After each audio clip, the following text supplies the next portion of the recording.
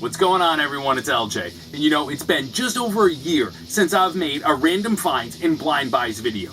And that is the stuff that doesn't necessarily fit in a hard rock or heavy metal vinyl update, or even the occasional country vinyl update. It's just the other stuff that you either roll the dice on and see what happens, or the stuff that you just genuinely dig but doesn't really fit into one of those buckets, one of those updates. Kind of just gets pushed to the side as far as video making is concerned, but doesn't mean it spends any less time on the turntable.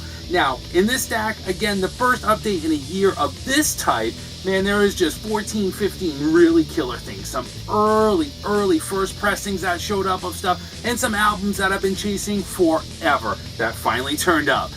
Ready to jump in? Let's do it. First up, originally released in 2010 and now thankfully reissued, it was in 2015, I believe, Bruce Springsteen's The Promise. Man, I love the boss. His records have pulled me right in since I was a little kid. Like Waylon Jennings, it's just red, white, and you, blue-collar greatness. This is a 3 LP set that I missed when it was first released on vinyl 5 years ago, and I have spent the last 5 years kicking my own ass as prices online for this soared way up into the $150 to $200 range. No way. Full of outtakes from the Darkness on the Edge of Town sessions that were locked in the vaults for decades, finally pulled out, dusted off, touched up just a bit, made ready for prime time, and released on their own. It is an absolutely fantastic release. Finally reissued, finally in the collection, and I couldn't be happier. It's a fantastic album. Now here's one of those early pressings that I was talking about that showed up as part of an older gentleman's collection, and it's the Kinks. You Really Got Me from 1964, the US debut from the Kinks. You know, standard operating procedure at the time, and we'll look at a couple others that are a lot like this. A handful of rhythm and blues covers with a couple originals thrown in just for flavor, one of which would go on to live in rock infamy and is a fantastic track. You Really Got Me. Fun, but not great, or really even all that good for me personally, although I'm sure it has a lot of fans and people that dug it at the time. It's just the Animals and the Stones just did it better. The whole album kind of really only just catches fire a couple of times here and there. I'm happy to have it in the collection. It was a Kinks record I was missing, and again, in early first pressing, why the heck not? And you know, songs like You Really Got Me, it's been beaten and bloodied and bruised after over 50 years of radio airplay, but man, on vinyl, it still packs a gnarly punch. A record that came from the same Cats collection from 1964. Here's the debut from the Rolling Stones, England's newest hitmakers. And not just any debut, a legit, genuine, authentic first pressing, which just blew me away when I saw it. Some of the keys that you know it's a first pressing are things like this little print in, it's not even a sticker, free full color photo of the Rolling Stones included inside. And you know, I reached in the jacket, like it ain't there. It's there. Whoa! There it is. Wow. You know, and then you pull it out and you're like, well, the record's gotta be dogged or screwed after all these years.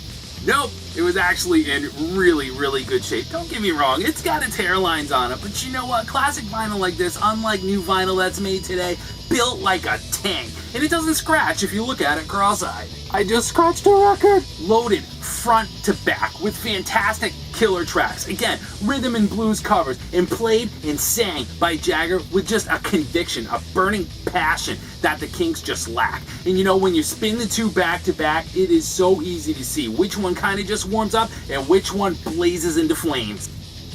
As far as it being a first pressing, again, I couldn't be more excited to add something like that to the Stones collection, and it sounds absolutely phenomenal. Now, from 1966, more Stones in an album that I already had. Here is Aftermath. And, you know, this is not only just the first release that they did in stereo, if I have my research done correctly, but it's also the first album that is different because it was written entirely by the band, by Mick Jagger and by Keith Richards. This one's got some serious ring wear on it, so why grab it? Again, it's an album that I already had, but it's another first pressing, and this one has early 1E stampers on it.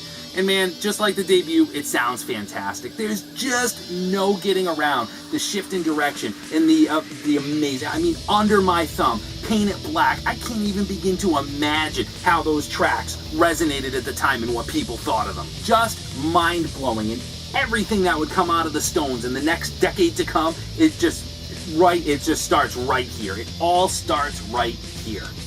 Next on deck, another and the final Stones album that we're going to take a look at here, always tied for my absolute favorite Rolling Stones record with Beggar's Banquet from 1969. Here is Let It Bleed. an album I can't possibly own too many copies of, especially when it comes to original early pressings like this one on London that came from that same collection. I always dug Let It Bleed just a little bit more than Beggar's Banquet. You know, with the exception of just a couple of tracks, it just socks you in the gut just a little bit harder, and it is jacked front to back, end to end with amazing song. Mary Clayton's backing vocals on Gimme Shelter. Woo! The harp blowing on Midnight Rambler. Keith Richards just dirty leads on Monkey Man. Not perfect, but damn close. Pure Stones and Brian Jones' Stones Farewell. Shifting gears from classic rock to pure blues from 1973, here is the London Bo Diddley Sessions. And this is the fourth album in the London Sessions, all of which are absolutely amazing. Upbeat and full of life, Cookie V's backing vocals to Bo's own, man, they jump in the front seat right there with Bo, and they just take this album to an almost classic, like, gospel kind of height. Absolutely amazing. Maracas, hand claps, keys, Bo's own amazing vocals, and squalling guitar. I once read that this was 9 fat-back, greasy funk, fried rhythm and blues, soul and funk tracks. Dead-on description, packed full of fantastic song, and whoo, does this one just come flying to life on vinyl. And sticking with the blues for a little bit, from 1979, here's Buster Benton's Spider in My Stew. Who's Buster Benton? I didn't even know when I picked it up. That qualifies as a blind buy. Come to find out, Buster Benton, as some of you may already know, was a member of Willie Dixon's band. And that's where it got the album title from, because track number 1 is Spider in My Stew, which is a Willie Dixon cover. And the rest is just absolutely packed with classic Chicago Friday night electric blues and soul tunes. Now you've got high octane, high energy electric Chicago blues tracks like Sweet 94, and you've got down and out but ain't quite dead yet tracks, standards kind of like Born with the Blues, piano key tipping, 6-string bending, harmonica wailing, my kind of blues, y'all. From 1972, here's John Lee Hooker, Never Get Out of the Blues Alive. By all accounts, standard Hooker, Mississippi Delta rooted, down and out, slow laid back, easy going, slow delivered blues. Just laid back, low rumbling. You know, it's not something that I could spin every day, and I'm not a huge John Lee Hooker fan. It's just not the kind of blues that I dig, but it's the upbeat tracks like Boogie with the Hook and Letter to My Baby that keep me coming back for more, and those are the ones that I spin. And I mean, seriously, just dig the cover. They just don't make record covers like that anymore. That's the kind of cover you cannot appreciate on your device. Your iPhone can't do that. Now, from 1969, here's an album that came out of that same collection from that cat that I picked up. And if you're starting to catch kind of a recurring theme here, is that they have a little bit of ring wear, the jackets have a little bit of love. And at first I kind of struggled with that, but the more that I thought about it and the more that I looked at it, it's like, these are early first pressing. They're in great shape, the vinyl anyways. The jackets aren't exactly bad, and they just look like they've been loved. Isn't that the point? See the record, be the record, make the record. Make it. Now, I'm a Genesis fan. Who isn't? So from 1969, we have From Genesis to Revelation. Do you know what? I'd never actually even heard this album. But I'd heard lots of things about it. Now, Genesis, for me, man, I just dig the Phil Collins stuff from the mid-70s to early 80s. Sorry, no Invisible Touch. I kind of dig the Peter Gabriel stuff. You know, Lamb Lies Down on Broadway, a little overrated, not bad, pretty decent album. But it's that early stuff like Nursery Crime that's kind of just off-putting. Yeah, my brain hasn't gotten there yet. Can't wrap my head around it. Now, when it comes to this one, this was a dead mint US first press of Genesis' first album.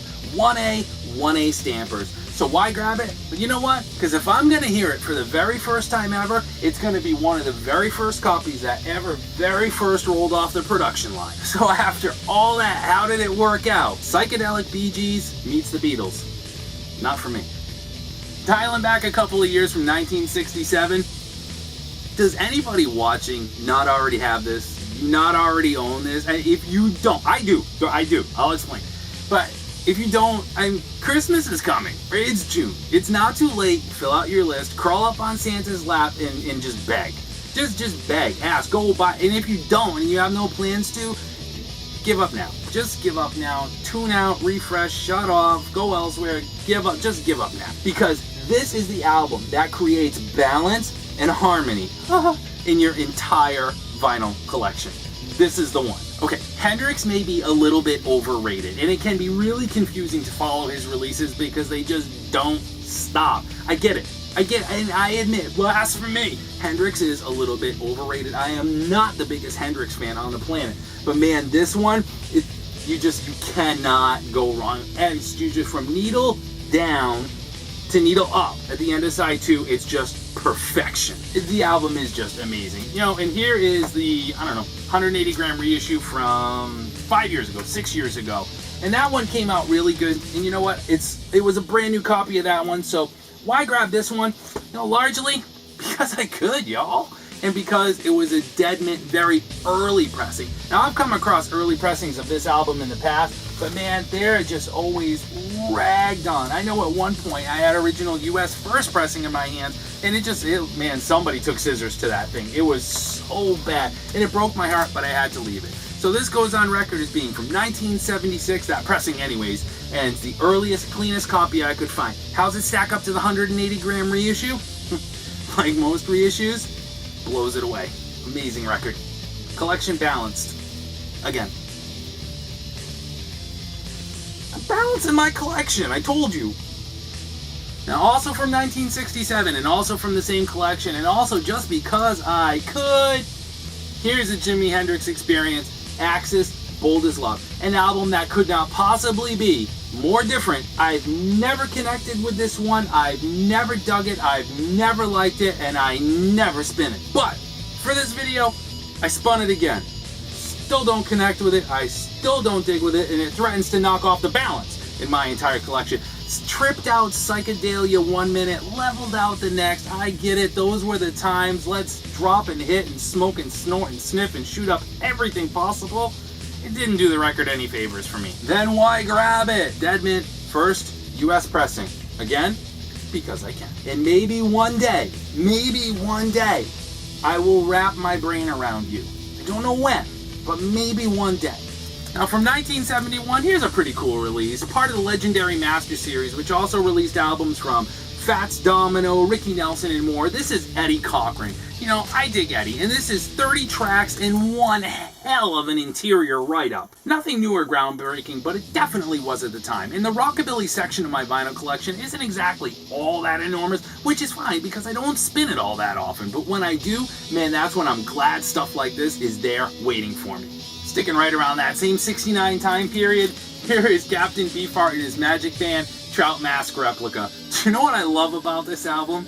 I love that this album has big ass call letters from the radio station, WFRC, written right on the front of it. Radio stations just don't even function like that anymore. Can you imagine a non-satellite radio station owning a copy of this record? They just don't do it anymore. Now it's just, there's no vinyl, there's no bribes, nobody's pockets are getting padded, no palms are getting greased, just pre-programmed MP3 players. Don't you even need a DJ? Radio sucks. And a radio station that owned and spun a copy of this is alright with me. This is an album with more stories than Hans Christian Andersen. Go read about it. And one that, man, it doesn't make a whole hell of a lot of sense. But it's a super early reprise pressing with near mint wax, and it was a buck. So, I've learned two things. I've accepted two things. One, this album will never make sense to me. And two, the people that claim that they do understand this album, they're full of it. Now, also from 1969, and a slightly better album. Here's one I already had in the collection, but I had to pick this one up, and I'll show you why. It's Deep Purple, the Royal Philharmonic Orchestra, conducted by Malcolm Arnold. That is a long title for a Deep Purple record. So, rock and roll meets orchestra. Yeah, Kiss did it. Who hasn't done it? Metallica's done it. So I think Deep Purple may have been the first one to do it, but it was under a slightly different premise. Rarely gets the job done, and this is no exception. But I love Deep Purple, and I had to grab it because near mint, white label promotional copies of 47-year-old records, they surely don't turn up every day. Now, not a bad album, and not one the whole band was crazy about. It was kind of John Lord's gig, and I dig it. It's okay, it was his gig. I don't really dig the album all that much either. What strikes me as amazing, it's kind of cool. It's hard to listen to.